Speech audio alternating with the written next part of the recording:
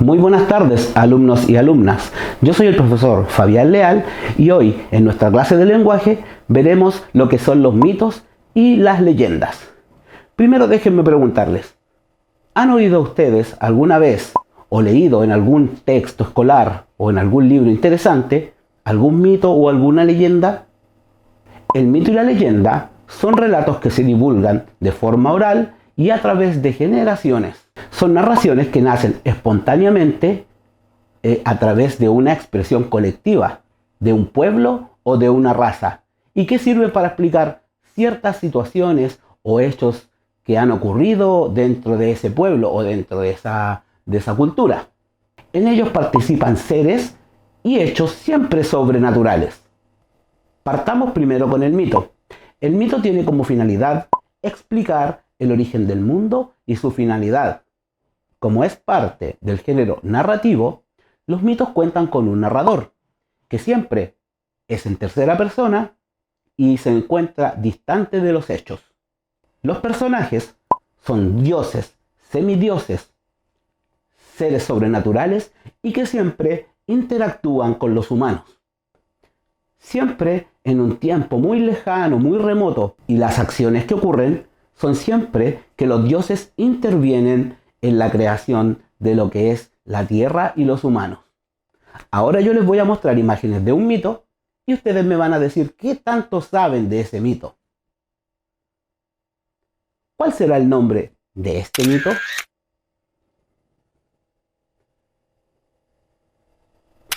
¿Cómo se llamaba el protagonista?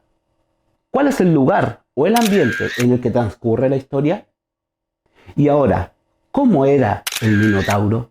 ¿Cómo vivía? Si sabes más sobre este relato, escribe en tu cuaderno las preguntas y respóndelas. Además, crea un desenlace para el mito.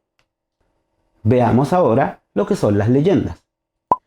Las leyendas tratan de explicar sucesos, fenómenos o alguna tradición de algún pueblo a través de hechos sobrenaturales.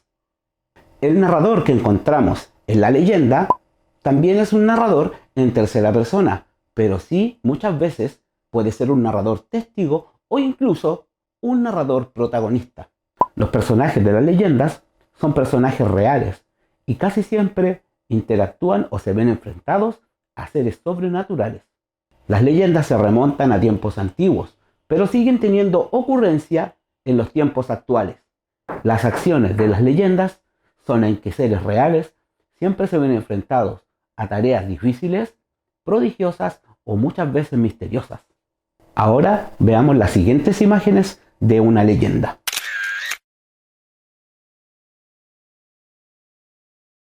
¿Cuál es el nombre de esta leyenda? ¿En qué lugar o ambiente ocurre esta leyenda? ¿Cómo nace el trauco? ¿Qué características físicas tiene? Y finalmente, ¿de qué manera se puede espantar al trauco? Escribe tus preguntas en el cuaderno y luego responde. Vamos a ver en qué se asemeja el mito y la leyenda. 1. Los dos relatos pertenecen a la tradición oral y se traspasan de generación en generación. Se mantienen como narraciones vivas en la memoria colectiva de un pueblo. Estos han perdurado a través del tiempo. Hablan de un mundo y épocas ideales en las que los dioses se comunicaban con los seres humanos. Manifiestan una realidad extraordinaria, histórica, religiosa, y se refieren a un pasado muy lejano. Antes de despedirnos, escucharemos un mito y una leyenda. Luego les haré algunas preguntas que ustedes responderán en su cuaderno.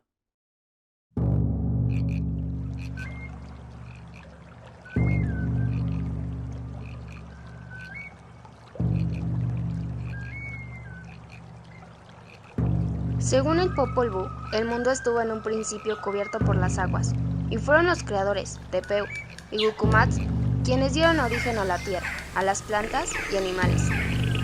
Los dioses no quedaron contentos con su obra, debido a que los animales no podían alabarles por no poseer un lenguaje.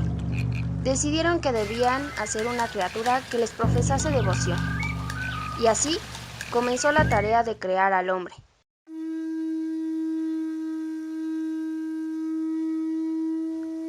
Los dioses crearon a la primera pareja humana, que era de barro. La moldearon con minuciosidad y sin olvidar ningún detalle. Sin embargo, estos eran débiles y apenas podían mantenerse en pie. Además, se deshacían con la lluvia y tampoco podían hablar.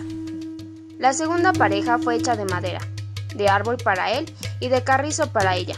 Ahora todo parecía mejor. Se reprodujeron y se extendieron por el mundo. Tenían un lenguaje y se comunicaban entre ellos, pero nunca elevaron su voz hacia los dioses que les habían creado. Estos hombres no tenían sentimientos, no poseían memoria sobre su pasado y vagaban por el mundo sin saber de sus orígenes divinos. Y así vivieron dioses y hombres por algún tiempo hasta que los dioses decidieron condenarles a muerte. Una oscura y densa lluvia cayó sobre la tierra destruyendo todo. Los hombres de madera desaparecieron y dejaron como única descendencia a los simios. Tepeu y Gucumat se reunieron y lo intentaron por tercera vez. Usaron madera y añadieron maíz amarillo y rojo. Con la madera hicieron las partes rígidas. Con el maíz amarillo moldearon la carne y el maíz rojo fue su sangre. Los primeros 4 hombres fueron interrogados por los dioses. Comprendían el mundo que los rodeaba y los instruyeron sobre sus orígenes, capacidades y obligaciones futuras. Pero los dioses se intimidaron por la perfección de su obra, pues no debían comprenderlo todo. Entonces Tepeu y Gucumat rociaron una niebla que extirpó parte de su visión y sabiduría. Comenzaron la creación de la mujer de la misma manera. Entonces hombres y mujeres poblaron el mundo sin poder suplantar a sus creadores.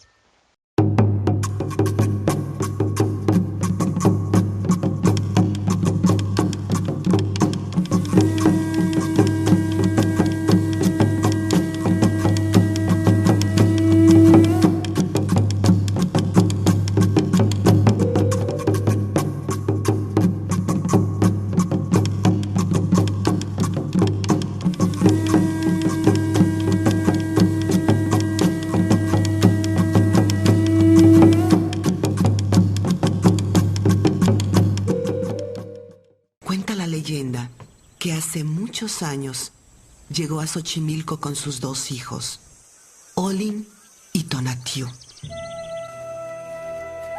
Como era una mujer sola, tenía que trabajar muy duro vendiendo las flores que ella cultivaba en su chinampa. Su generosidad y camaradería hacia los demás la hizo ganarse la simpatía de Xochimilco. Y su humilde chinampa pronto comenzó a dar frutos. Hasta que en una mala noche, todo cambió. En un descuido, la casa de Yolzin prendió fuego justo cuando regresaba de una larga jornada de trabajo. Desesperada, Yolzin trató de apagar el incendio, sin darse cuenta que la barca en donde estaban sus hijos quedaba a la deriva. Cuando notó la ausencia, era demasiado tarde. No quedaba rastro de ellos. Yolzin y el pueblo entero buscaron por varios días hasta que por fin alguien encontró a los pequeños junto al canal.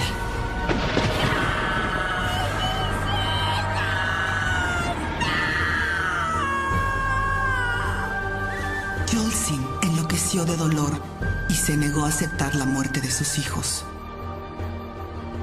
Con el corazón deshecho, Yolzin, llena de dolor, no pudo resistir y su vida se fue apagando lentamente entre lamentos de arrepentimiento.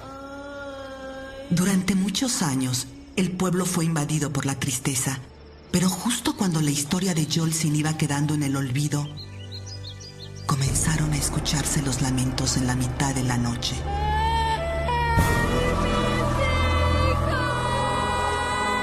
Se dice que la Llorona es esa misma Yolzin que recorre Xochimilco en busca de sus hijos perdidos, llevándose en venganza a niños que no son suyos y que nunca podrá encontrar la paz que tanto anhela.